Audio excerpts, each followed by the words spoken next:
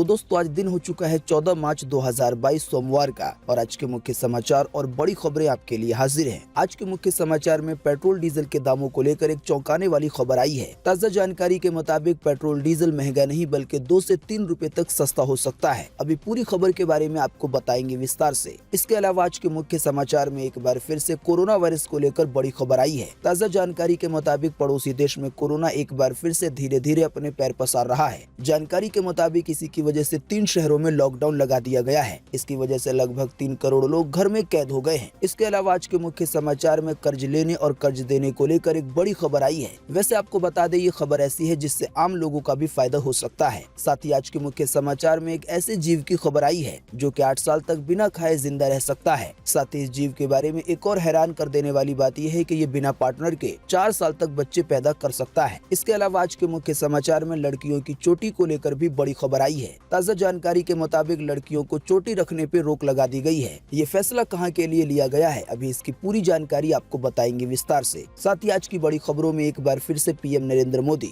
और यूपी के मुख्यमंत्री योगी आदित्यनाथ को लेकर बड़ी खबर है। ताजा जानकारी के मुताबिक चुनाव जीतने के बाद पहली बार मुख्यमंत्री योगी आदित्यनाथ ने पीएम नरेंद्र मोदी से मुलाकात की है। साथ ही आज के मुख्य समाचार में एक बार फिर से रूस और यूक्रेन की जंग को लेकर बड़ी खबर है। ताजा जानकारी के मुताबिक अब इस जंग को लेकर एक ऐसी खबर आई है जिसे सुनकर आपका दिल दहल जाएगा। इसके अलावा आज के मुख्य समाचार में एक बार फिर से सीबीएसई बोर्ड को लेकर भी एक बड़ी खबर आई है। ताजा जानकारी के मुताबिक 10वीं के बाद अब 12वीं छात्रों के लिए भी टर्म 1 के परीक्षा के रिजल्ट जल्द ही जारी हो सकते हैं। तो दोस्तों आज के इस मुख्य समाचार में हम आपको इन्हीं सब और इसी तरह की कई और बड़ी खबरों के बारे में बताने वाले हैं। तो इसी की वजह से वीडियो को थोड़ा सा भी ना भगाएं और देखें ध्यान से आखिर तक ताकि कोई भी जानकारी मिस ना हो। वीडियो में बढ़े आगे इससे पहले बस आपसे एक छोटी सी रिक्वेस्ट है कि वीडियो को लाइक कर दें और शेयर कर दें, क्योंकि आपका लाइक और शेयर करना ही होता है हमारी मेहनत का फल। तो आइए अब सभी खबरों के बारे में जानते हैं विस्तार से, लेकिन फटाफट देखें अपनी स्क्रीन पर पहली खबर।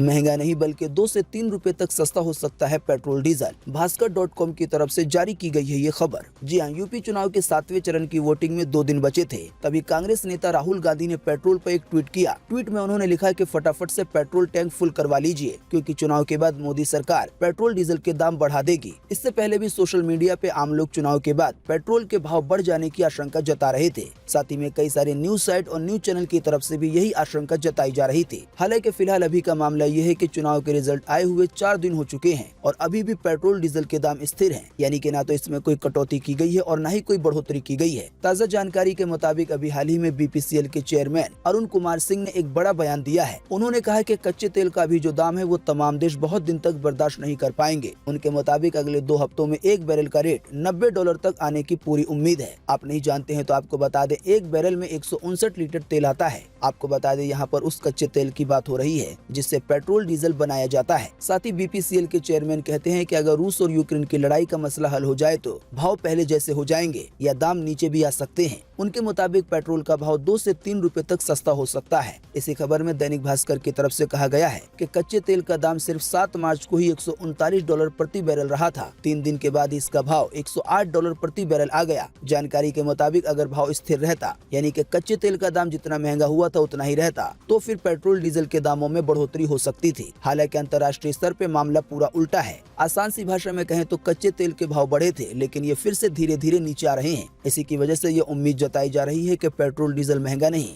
बल्कि आने वाले दिनों में 2 से 3 रुपए तक सस्ता ही हो सकता है। हालांकि दूसरी तरफ दैनिक भास्कर की इस खबर में ये भी कहा गया है कि अभी लोगों में जो डर है वो एकदम निराधार नहीं है। जानकारी के मुताबिक बीजेपी 3 बार ऐसा कर चुकी है, यानी कि चुनाव से पहले पेट्रोल डीजल के भाव कम होते हैं, लेकिन चुनाव का रिजल्ट आने के बाद पेट्रोल डीजल के दाम बढ़ा दिए जाते हैं। ऐसा कब कब और कौन से चुनाव में किया गया है, इसकी जानकारी इस खबर में दी गई है। आप वीडियो को रोककर अपनी स्क्रीन पे पढ़ सकते हैं। तो दोस्तों पेट्रोल डीजल को लेकर फिलहाल जो ताजा जानकारी आई है, अगर इसका एक रिजल्ट निकाला जाए तो आसान सी भाषा में ये कहा जा सकता है कि ये बहुत कम उम्मीद है कि पेट्रोल डीजल के दाम बढ़ाए जाएंगे। हाँ, लेकिन अंदर की बात क्या है और आने वाले दिनों में क्या हो सकता है ये तो कोई नहीं जानता। वैसे आपको बता दें, फिलहाल अभी राजधानी दिल्ली में 1 लीटर पेट्रोल की कीमत 95 रुपए 41 पैसे है। वहीं 1 लीटर डीजल की कीमत 86 रुपए 67 पैसे है। बाकी मुंबई, कोलकाता, चेन्नई के दाम आपकी स्क्रीन पर है, आप वीडियो को रोककर देख सकते हैं। वैसे भी आपको बता दें, पेट्रोल डीजल के दाम कई महीनों से जस के तस हैं।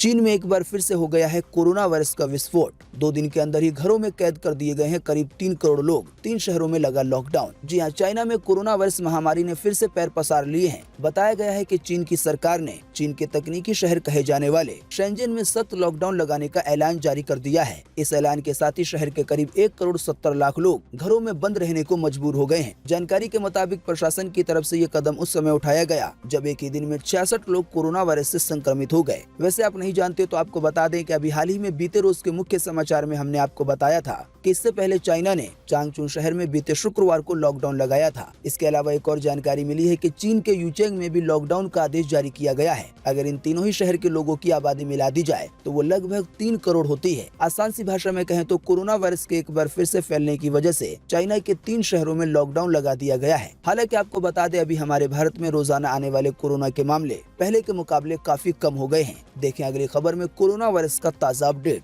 सीधे सरकारी वेबसाइट से।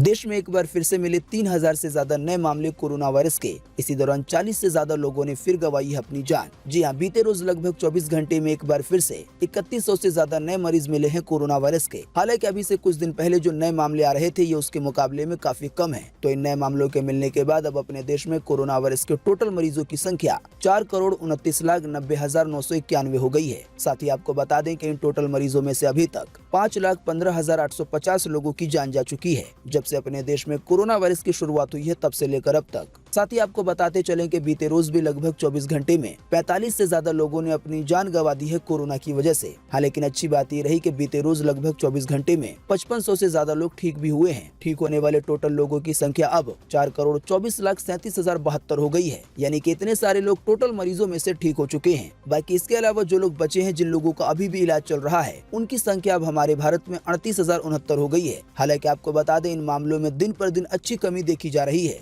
ऐसा इसलिए हो पा रहा है क्योंकि रोजाना मिलने वाले मामले कम हैं और रोजाना ठीक होने वालों की संख्या ज्यादा है। इन सभी चीजों के बावजूद भी जैसा कि हम जानते हैं कि कोरोना के मामले कभी भी बढ़ना शुरू हो जाते हैं। इसी की वजह से विशेषज्ञों का और सरकार का यही कहना है कि कोरोना के लिए जो भी नियम बनाए गए हैं, जैसे कि मास्क पहनना या हाथ धोना वगैरह, तो इसका सही से पालन किया जाए। वैसे आप नहीं जानते हैं तो आपको बता दें अभी हाल ही में कुछ दिन पहले ये खबर आई थी जिसमें ये बताया गया था कि अपने देश में जून के महीने में कोरोना वायरस की चौथी लहर आ सकती है।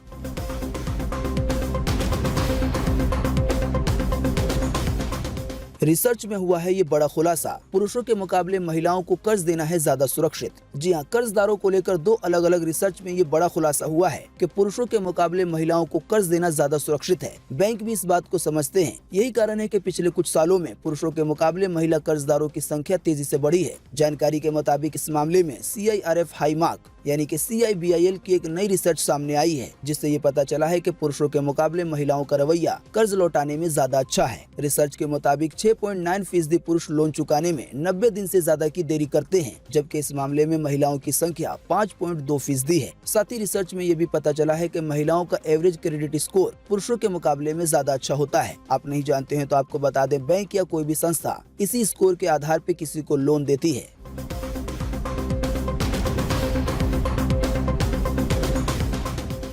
8 साल बिना खाए जिंदा रह सकता है और पार्टनर के मर जाने के बाद भी 4 साल तक बच्चा पैदा कर सकता है ये जीव। नई खोज में हुआ है ये खुलासा। जी हाँ, अमेरिका के रिसर्चरों ने अफ्रीकी टिक की एक प्रजाति की लंबी उम्र के बारे में खोज की है। ये जीव करीब 30 साल तक जीवित रहता है। साथ ही बताया गया है कि ये टिक नाम का जीव भोजन के बगैर करीब 8 साल तक जिंदा रह सकता है। अमेरिका के शोधकर्ता जूलियन सेफेट को सन 1976 में बड़े अफ्रीकी टिक की विशेष प्रजाति उपहार में दी गई थी। जानकारी के मुताबिक उन्होंने टिक नाम के इस जीव पर 27 साल तक अध्ययन किया। अध्ययन के दौरान ही शोधकर्ता जूलियन ने देखा कि कुछ मादा टिक करीब 8 वर्षों तक बिना खाए पिए जिंदा रह रही हैं। यही नहीं, सभी नर टिकों की मौत के 4 साल बाद भी कुछ मादा टिक प्रजनन करने और बच्चे को जन्म देने में कामयाब रही। आसान सी भाषा में कहें तो ये टिक नाम का एक ऐसा जीव है जिसकी कुछ प्रजातियां बिना खाए पिए 8 साल तक जिंदा रह सकती हैं और जो इनकी मादाएं हैं वो नर के मर जाने के बाद भी 4 साल तक बच्चे पैदा कर सकती हैं। वैसे आपको बता दें, इसी जानकारी में DW की तरफ से ये भी बताया गया है कि धरती पे कुछ ऐसे जीव हैं जो बिना कुछ खाए पिए कई वर्षों तक जिंदा रह सकते हैं। टिक के अलावा एक और जीव है जिसे टार्डिग्रेड्स के नाम से जाना जाता है। जानकारी के मुताबिक टार्डिग्रेड्स नाम का ये जीव बिना भोजन के 30 वर्षों तक जिंदा रह सकता है। इसकी एक तस्वीर भी आप अपनी स्क्रीन पे देख पा रहे होंगे।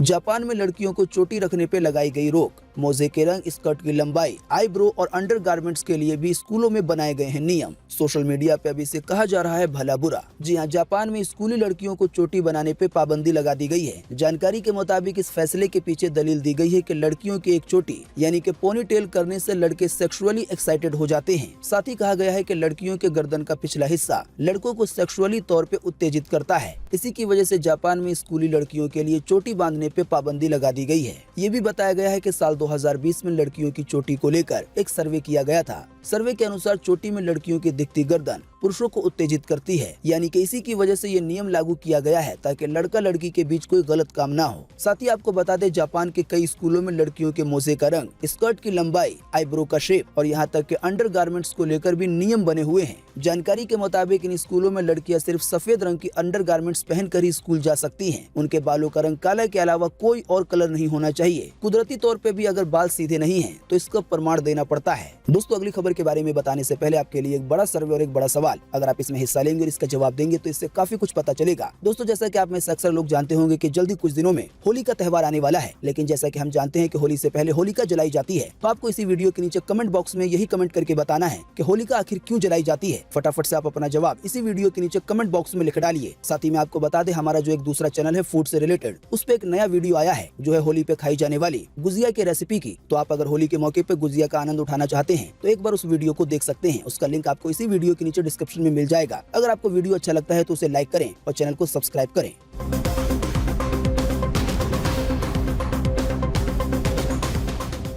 रूस के हमला करने के कारण अब धीरे धीरे बिगड़ते जा रहे हैं हालात। जान बचाकर यूक्रेन से भागी महिलाएं अब हो रही हैं मानव तस्करी का शिकार। यूएन ने इसके बारे में जारी की है चेतावनी, यानी कि पहले देश खोया अब इज्जत पे है खतरा। जी हाँ, रूस और यूक्रेन के जंग के बीच एक केस का पता चला है। केस नंबर 1 के मुताबिक पोलैंड में पुलिस ने एक 49 साल के आदमी को गिरफ्तार किया है, जिसने जंग में घिरे यूक्रेन से भागकर आई एक 19 साल की रिफ्यूजी लड़की के साथ शेल्टर देने के बहाने, यानी कि बचने की जगह देने के बहाने रेप जैसा जघन्य अपराध किया। वहीं इसी तरह से एक और केस आया है जिसके बारे में बताया गया है कि पुलिस ने एक अन्य मामले में 16 साल की रिफ्यूजी लड़की के साथ रेप करने से पहले एक व्यक्ति को दबोच लिया। इस व्यक्ति ने लड़की को नौकरी और कमरा देने का वादा किया था। आपको बता दें, ये उस परेशानी के महज कुछ उदाहरण हैं जिसमें रूस के आक्रमण के बाद यूक्रेन के बॉर्डर को पार करने वाले लाखों महिलाओं व बच्चों को फंसाने की कोशिश हो रही है। आसान सी भाषा में समझाने के लिए कहें तो जैसे ही रूस ने यूक्रेन पे हमला किया, वैसे ही बहुत सारे लोग अपनी जान को बचाने के लिए पड़ोसी देशों में जाने लगे। अब बॉर्डर के आसपास महिलाओं को लेकर दिक्कत यह है कि कुछ बदमाश तरह के लोग या इसी तरह के कई लालच देकर महिलाओं का फायदा उठाने की कोशिश कर रहे हैं। साथ ही इसी मामले में एक और खबर आई है कि इस तरह के रिफ्यूजी मानव तस्करी का भी शिकार हो सकते हैं। जानकारी के मुताबिक जो भी लोग मानव तस्करी का शिकार हो जाते हैं, अगर वो महिला है तो उसे रेड लाइट एरिया में जिस्म बेचने के लिए बेच दिया जाता है या कई मामलों में बधुआ मजदूरी भी कराई जाती है। साथ ही में कई बार ऐसे लोगों के शरीर के अंग निकाल कर भी बेच दिए जाते हैं या इसके अलावा भीख मांगने के लिए भी मजबूर किया जाता है। इसके अलावा कई बार जबरन अपराध करने के लिए मजबूर भी किया जाता है। वैसे आप नहीं जानते हैं तो आपको बता दें कि रूस के हमला करने के बाद यूक्रेन से करीब 25 लाख से भी ज्यादा लोग भागकर दूसरे देशों में गए हैं। इनमें 10 लाख से ज्यादा बच्चे हैं। जानकारी के मुताबिक दूसरे वर्ल्ड वॉर के बाद पहली बार ऐसा हुआ है, यानी कि इतने सारे लोगों ने अपने देश को छोड़ा हो। साथ ही आपको बता दें, रूस के हमले न रुकने की वजह से हालात दिन पर दिन बदतर होते जा रहे हैं। यूक्रेन से कुछ ऐसी तस्वीरें आई हैं जिसको देखने के बाद आप भी दुखी हो सकते हैं। इससे जुड़ी देखें अगली खबर अपनी स्क्रीन पर।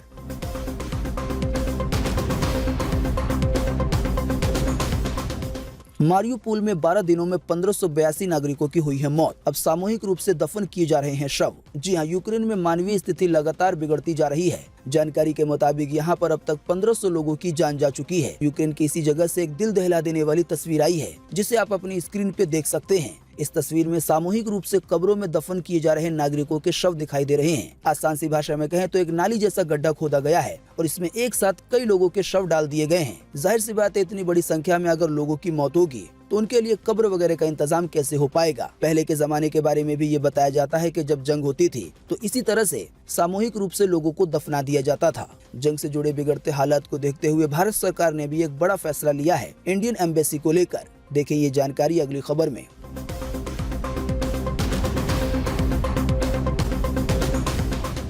तेजी से बिगड़ते हालात के बीच भारत सरकार का फैसला। यूक्रेन से फिलहाल पोलैंड शिफ्ट किया जाएगा दूतावास यानी कि इंडियन एम्बेसी को। जी हां, रूस के हमले का सामना कर रहे यूक्रेन में तेजी से बिगड़ते हालात को देखते हुए भारत ने यूक्रेन में अपने दूतावास यानी कि इंडियन एम्बेसी को अस्थायी तौर पे पोलैंड शिफ्ट करने का फैसला लिया है, यानी कि पड़ोसी देश में। जानकारी के मुताबिक ये फैसला यूक्रेन की राजधानी कीव और कुछ अन्य प्रमुख शहरों पे रूस के हमलों में तेजी आने के बीच लिया गया है। वैसे आप नहीं जानते हैं तो आपको बता दें, आज रूस के हमला करने का 19वां दिन है। फिलहाल की जानकारी के मुताबिक रूस ने हमलों को तेज कर दिया है। इसी की वजह से जो इंडियन एम्बेसी है उसे पड़ोसी देश में शिफ्ट करने का फैसला लिया गया है। तो दोस्तों, जैसा कि आपने देखा कि यूक्रेन के हालात दिन पर दिन कितने ज्यादा खराब होते जा रहे हैं। महिलाओं की इज्जत पे खतरा है, जान पे खतरा है, देश के लोगों पे खतरा है। इसके बावजूद भी आपको जानकर हैरानी होगी कि रूस के राष्ट्रपति व्लादिमीर पुतिन अभी भी जंग को खत्म करने के मूड में नहीं है।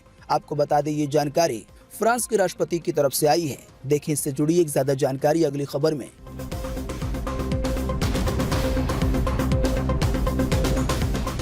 यूक्रेन से जंग खत्म करने के मूड में नहीं है रूस के राष्ट्रपति व्लादिमीर पुतिन। बातचीत के बाद फ्रांस के राष्ट्रपति ने किया है ये खुलासा। जी हां, रूसी राष्ट्रपति व्लादिमीर पुतिन यूक्रेन से जंग खत्म करने के मूड में फिलहाल नहीं दिख रहे हैं। इस बात की जानकारी फ्रांसीसी राष्ट्रपति भवन के एक अधिकारी ने दी है। अधिकारी ने बताया कि फ्रांस के राष्ट्रपति ने व्लादिमीर पुतिन से बात की। लगभग 75 मिनट पर फोन कॉल के दौरान रूस के राष्ट्रपति व्लादिमीर पुतिन ने यूक्रेन के साथ युद्ध समाप्त करने की थोड़ी सी भी इच्छा नहीं दिखाई। उल्टा बातचीत के दौरान रूस के राष्ट्रपति आक्रामक दिखे और बहुत ज्यादा कठोर नजर आ रहे थे। साथ ही जंग को लेकर नाटो संगठन की तरफ से खबर आई है, जिसमें कहा गया है कि रासायनिक हथियारों का इस्तेमाल कर सकता है रूस। रासायनिक या केमिकल या बायोलॉजिकल हथियार कैसे होते हैं, इसकी ज्यादा जानकारी हमने अपने बीते रोज के मुख्य समाचार में दी थी। नाटो संगठन के मुताबिक यूक्रेन की राजधानी कीव पे कब्जे के लिए रूस अब अंतिम हमले की तैयारी कर रहा है। जानकारी के मुताबिक जो केमिकल हमले होते हैं वो बम बारूद वाले हमले से भी कहीं ज्यादा खतरनाक होते हैं। केमिकल वगैरह को पानी की सप्लाई में या हवा में या खाना वगैरह में मिला दिया जाता है, जिससे एक ही साथ में कई लोगों की जान ली जा सकती है। साथ ही आपको बता दें, रूस की पूर्व महिला जासूस ने भी पुतिन के बारे में कई बड़े खुलासे किए हैं। आपको बता दें, इस जासूस का नाम आलिया है। असल में कई साल पहले रूस की तरफ से इस महिला को जासूसी के लिए रखा गया था। ताज़ा जानकारी के मुताबिक महिला जासूस ने कहा है कि रूस को यूक्रेन पे कब्जा करने से कोई नहीं रोक सकता, क्योंकि पुतिन को रोकना असंभव है। वो सारी हदें पार कर देंगे, वो पीछे नहीं हटेंगे। साथ ही आलिया कहती हैं कि पुतिन को शायद उम्मीद नहीं थी कि यूक्रेनियन इस तरह से लड़ेंगे और पूरी दुनिया उनके समर्थन में आ जाएगी। आलिया ने अपने ही देश यानी कि रूस की कार्रवाइयों के खिलाफ बोलते हुए कई बड़े खुलासे किए और रूस के राष्ट्रपति व्लादिमीर पुतिन की आलोचना की। वैसे आपको बता दें, आलिया ने कुछ साल पहले देश को छोड़ दिया था और अभी वो कैलिफोर्निया में रहती हैं।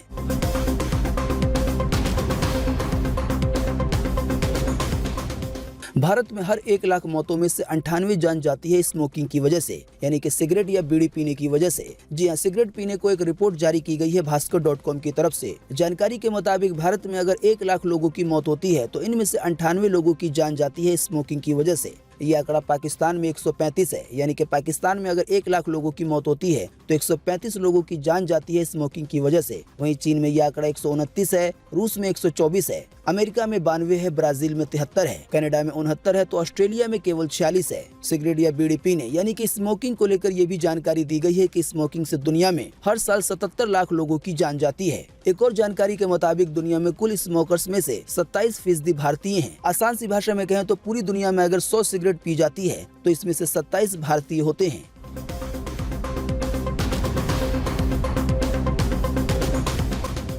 फिल्म क्रिश 4 को लेकर राकेश रोशन बोले, इसमें कोई सच्चाई नहीं है।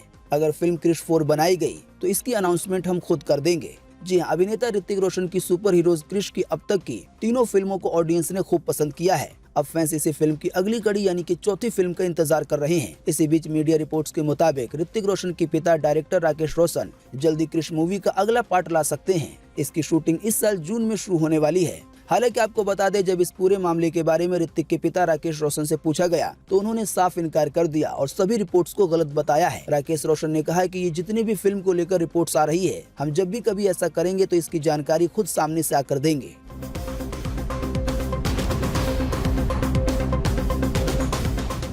चुनाव जीतने के बाद पहली बार प्रधानमंत्री से मिलने पहुंचे योगी आदित्यनाथ। साथ ही योगी ने कहा कि यूपी को विकास की और अधिक ऊंचाइयों पे ले जाएंगे। प्रधानमंत्री ने भी दी बधाई। जी हां, योगी आदित्यनाथ बीते रोज दिल्ली के दौरे पर पहुंचे। वहां उन्होंने कई बड़े नेताओं से मुलाकात की इसके बाद योगी प्रधानमंत्री आवास पर पीएम मोदी से मिलने पहुंचे। चुनाव जीतने के बाद मुख्यमंत्री योगी की ये पहली मुलाकात थी पीएम नरेंद्र मोदी के साथ। करीब 1.5 घंटे चली इस बैठक में योगी कैबिनेट की पूरी रूपरेखा तय की गई, यानी कि कैबिनेट में कौन कौन से मंत्री होंगे। साथ ही योगी आदित्यनाथ ने प्रधानमंत्री को शपथ ग्रहण समारोह आने का न्योता भी दिया। जानकारी के मुताबिक कुछ दिनों के अंदर ही योगी आदित्यनाथ एक बार फिर से मुख्यमंत्री की शपथ लेंगे। मुलाकात के बाद पीएम मोदी ने एक ट्वीट किया जिसमें लिखा कि आज योगी जी से भेंट हुई, उन्हें उत्तर प्रदेश चुनाव में मिली ऐतिहासिक जीत की बधाई। बीते 5 वर्षों में उन्होंने जन आकांक्षाओं को पूरा करने के लिए अथक परिश्रम किया। मुझे पूरा विश्वास है कि आने वाले वर्षों में वो राज्य को विकास की ओर और अधिक ऊंचाइयों पे ले जाएंगे। इस ट्वीट के बाद ये साफ हो गया है कि यूपी के अगले मुख्यमंत्री योगी आदित्यनाथ ही होंगे। ऐसा इसलिए कहा जा रहा है कि अभी हाल ही में कुछ दिन पहले ये अटकलें चल रही थी कि यूपी के मुख्यमंत्री किसी दूसरे को बनाया जा सकता है। हालांकि फिलहाल ऐसा कुछ नजर नहीं आता।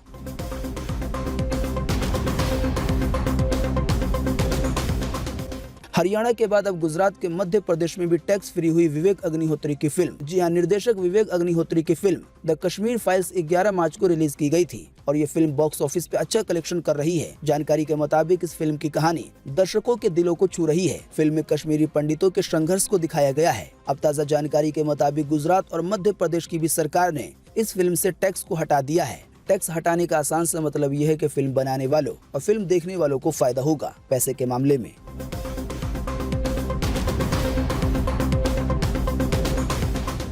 महिला की कोख किराए पे लेकर हो रही है करोड़ों की तस्करी। कई महिलाएं केवल 1 लाख रुपए तक के लालच में किराए पे दे रही हैं अपनी बॉडी। केवल 20 दिन में 22 करोड़ से ज्यादा की ड्रग्स पकड़ी गई है। जी हां, ड्रग्स स्मगलिंग का तरीका बदल गया है। कुछ साल पहले तक अंडरगारमेंट्स में गोल्ड और ड्रग्स की स्मगलिंग की जाती थी, पर अब इंटरनेशनल ड्रग माफिया ने ह्यूमन बॉडी को ही ड्रग कैरियर बना दिया है। आसान सी भाषा में कहें तो ड्रग्स को शरीर के अंदर ही डाल दिया जाता है। साथ ही ये जानकारी आई है कि पुरुषों और महिलाओं के प्राइवेट पार्ट में गोल्ड और ड्रग्स छिपाकर स्मगलिंग की जा रही है। ऐसा करने से उनकी जान तक को खतरा है। इसके बावजूद भी कई लोग ऐसा कर रहे हैं, वो भी महज फ्री फ्लाइट टिकट और 20,000 रुपए से 1 लाख रुपए तक के कमीशन के लिए। जानकारी में पहले तरीके के तहत बताया गया है कि ड्रग्स के कैप्सूल को निगल लिया जाता है और फिर बाद में इसे शरीर से निकाला जाता है। कैप्सूल निगलने के बाद एक दवा भी दी जाती है। इस दवा से फ्लाइट के दौरान बॉडी की मूवमेंट कम हो जाती है और टॉयलेट का टाइम बढ़ जाता है 8 से 9 घंटे तक। निगलने के 6 घंटे के बाद ड्रग्स के कैप्सूल को निकालना होता है। फ्लाइट अगर लेट हो जाए तो जान को खतरा हो सकता है। साथ ही में कहा गया है कि कैप्सूल अगर शरीर के अंदर फट जाए तो हार्ट अटैक से मौत हो सकती है। साथ ही में ये भी बताया गया है कि कैप्सूल अगर शरीर में लीक हो जाता है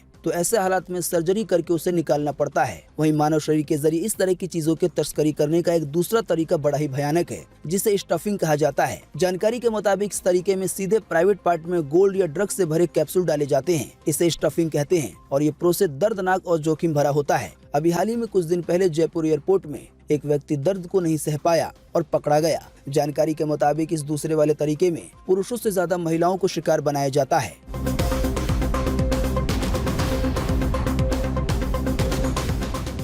यह एक खुददार भारतीय की कहानी। तंगहाली में बीता बचपन, अपनों को मरता देखा। आज ऐसा ड्रोन बना दिया है कि सरकार को भी लेनी पड़ रही है मदद। जी हाँ, विक्रम सिंह मीना ने कहा कि मैं राजस्थान के एक ऐसे गांव में पला बड़ा हूँ जहाँ आज भी बुनियादी सुविधाएं नहीं है। इमरजेंसी में किसी को हॉस्पिटल ले जाना भी मुश्किल होता है। मैंने गांव और परिवार के लोगों को अभाव में तड़प कर मरते हुए देखा है। मैंने अपने ताऊ को ही ऐसे खो दिया। तब मैंने ठाना कि एक दिन इस समस्या का हल निकालूंगा। जानकारी के मुताबिक विक्रम सिंह ने IIT कानपुर से पढ़ाई करने के बाद टेक ईगल नाम से ड्रोन डिलीवरी का स्टार्टअप शुरू किया। लखनऊ में पहली बार ड्रोन से चाय की डिलीवरी कर उन्होंने सुर्खियां बटोरी थी। अब वो दवाई, वैक्सीन और इमरजेंसी मेडिकल सेवाएं एक जगह से दूसरी जगह पहुंचाने का काम कर रहे हैं। सरकारी और प्राइवेट कंपनियां इनकी मदद ले रही हैं। नागालैंड के पहाड़ी इलाके में जहां सड़क से जाने में 7 से 8 घंटे का समय लगता है, वहां ड्रोन ने सिर्फ 28 मिनट में वैक्सीन पहुंचाई। तेलंगाना, मिजोरम, मेघालय और हिमाचल प्रदेश की सरकार भी दवाइयों को पहुंचाने में इनकी मदद ले रही है। जाहिर सी बात है, गाड़ी के जरिए पहाड़ी रास्ते से कोई चीज पहुंचाना बहुत ज्यादा मुश्किल होता है और इसमें समय भी ज्यादा लगता है, लेकिन ड्रोन को पहुंचना होता है उड़ के। इसी की वजह से ये बहुत जल्दी पहुंच जाता है। जानकारी के मुताबिक विक्रम सिंह की कंपनी ने जो ड्रोन बनाया है वो 1 किलो तक का वजन उठाकर उसकी डिलीवरी कर सकता है। तापमान अगर 15 डिग्री से 60 डिग्री सेल्सियस का है तब भी ये उड़ सकता है। जानकारी के मुताबिक ये ड्रोन पूरी तरह से ऑटोमेटिक है। केवल एक बार प्रोग्रामिंग करनी होती है, फिर इसे जहां जाना है ये वहां पे पहुंच जाता है। रास्ते में अगर कोई एयरक्राफ्ट आ गया या कोई रुकावट आ गई तो फिर ये अपना रास्ता बदल लेता है।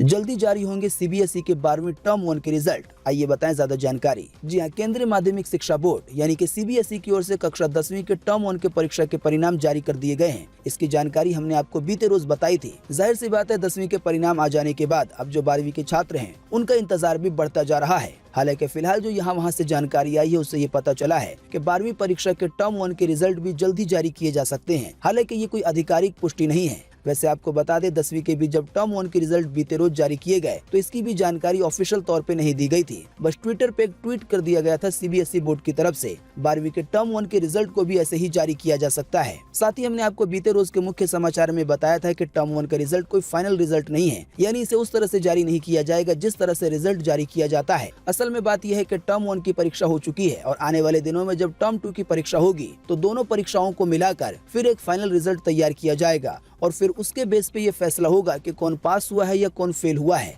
क्योंकि सीबीएसई की तरफ से ये बता दिया है कि टर्म 1 में कोई भी छात्र फेल नहीं होगा और साथ ही में किसी छात्र को कंपार्टमेंट की कैटेगरी में भी नहीं डाला जाएगा।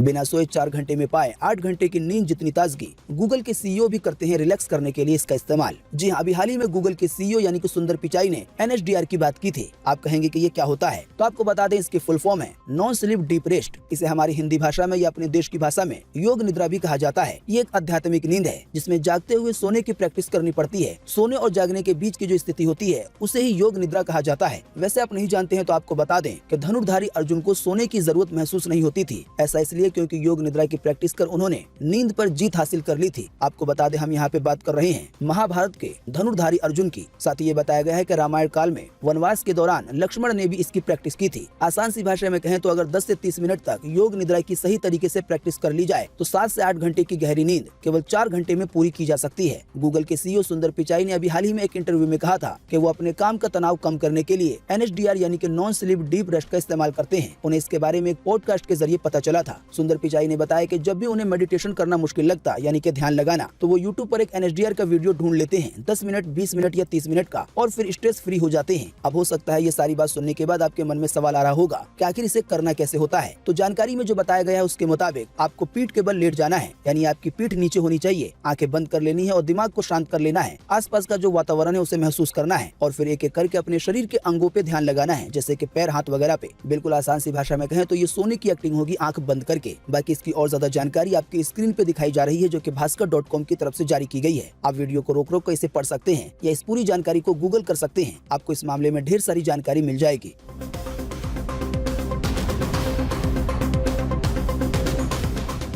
पंजाब में बीते रोज आम आदमी पार्टी ने निकाला विजय जुलूस। आने वाले 16 मार्च को मुख्यमंत्री की शपथ ले सकते हैं भगवंत मान। जी हां, पंजाब में आम आदमी पार्टी की जबरदस्त जीत पर आपके सुप्रीमो यानी कि अरविंद केजरीवाल और सूबे के भावी सीएम भगवंत मान ने अमृतसर में रोड शो किया। रोड शो के समाप्ति पे संबोधन के दौरान केजरीवाल ने जीत के लिए पंजाब के 3 करोड़ लोगों का धन्यवाद किया। उन्होंने कहा कि पूरी दुनिया को यकीन नहीं हो रहा है। दुनिया मानती है कि पंजाबी हमेशा ही इनकलाब करते हैं, पर इतना बड़ा इनकलाब किसी को भी विश्वास नहीं हो रहा है। सारे दिग्गज हार गए, चाहे प्रकाश सिंह बादल हो या अमरिंदर सिंह कैप्टन हो या सिद्धू हो। जानकारी के मुताबिक पंजाब के भगत सिंह के गांव में एक बहुत बड़ा पंडाल लगाया जा रहा है। वहीं पे भगवंत मान मुख्यमंत्री पद की शपथ लेंगे।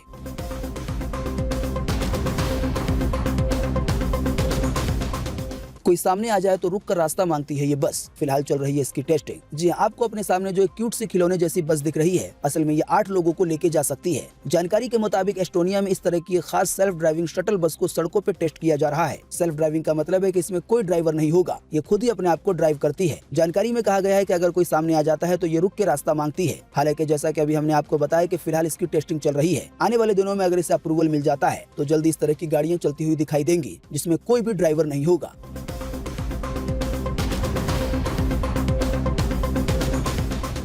कांग्रेस कार्य समिति की बीते रोज हुई बैठक। 5 राज्यों में हार के कारणों पे हुआ मंथन। राहुल को अध्यक्ष बनाए जाने की गई है मांग। जी हां, 5 राज्यों के विधानसभा चुनाव में करारी हार के बाद कांग्रेस कार्य समिति यानी कि CWC की बैठक हुई। सूत्रों की माने तो बैठक में हार के कारणों की समीक्षा के साथ ही भविष्य की प्लानिंग पे मंथन चला। कांग्रेस की अध्यक्ष सोनिया गांधी खुद इस बैठक की अध्यक्षता कर रही थी। इस बैठक में कांग्रेस के कई बड़े बड़े नेता शामिल रहे, यानी कि इस बैठक में इस बात पे गौर की जा रही थी कि आखिर किस लिए हम हारे हैं।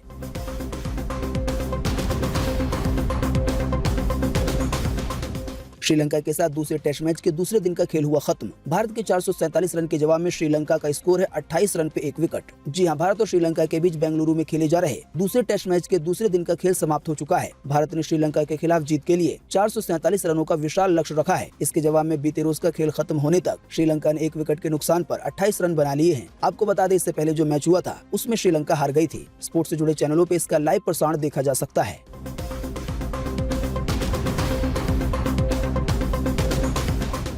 2 साल बाद फिर खुला राष्ट्रीय फिल्म संग्रहालय यानी कि म्यूजियम। अक्षय कुमार और कृति सेनन ने सिने प्रेमियों को दिया है ये खास न्योता। जी हां, भारतीय सिनेमा की अनमोल धरोहरों के चलते मुंबई आने वाले सिने प्रेमियों की पसंदीदा जगह राष्ट्रीय फिल्म संग्रहालय यानी कि national museum of Indian cinema को एक बार फिर से खोल दिया गया है। जानकारी के मुताबिक कोरोना की वजह से ये बंद था और लगभग 2 सालों के बाद इसे खोला गया है। मंगलवार से रविवार तक यानी कि सोमवार को छोड़कर सुबह 11 बजे से 5 बजे तक यह आम लोगों के लिए मुंबई में खुला रहता है। तो दोस्तों, आज 14 मार्च 2022 की यही मुख्य समाचार और बड़ी खबरें थी। उम्मीद करते हैं इससे आपको काफी कुछ जानकारी मिली होगी। हम बस इसके बदले में आपसे इतना ही चाहते हैं कि आप इस वीडियो को लाइक कर दें और शेयर कर दें, क्योंकि आपका लाइक और शेयर करना ही होता है हमारी मेहनत का फल। वीडियो देखने के लिए आपका बहुत बहुत धन्यवाद। Thanks for watching.